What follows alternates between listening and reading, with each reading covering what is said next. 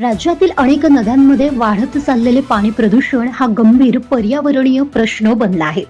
औद्योगिक सांडपाणी, शहरातील मैला आणि प्लास्टिक कचरा थेट नदीपात्रात सोडला जात असल्यामुळे पाण्याची गुणवत्ता मोठ्या प्रमाणात घसरत आहे. याचा परिणाम जलचरांवर तसेच नागरिकांच्या आरोग्यावर होत आहे.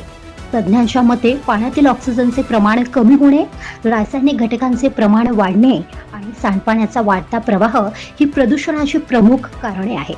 यामुळे अनेक ठिकाणी पिण्याच्या पाण्याचा प्रश्नही निर्माण होत आहे.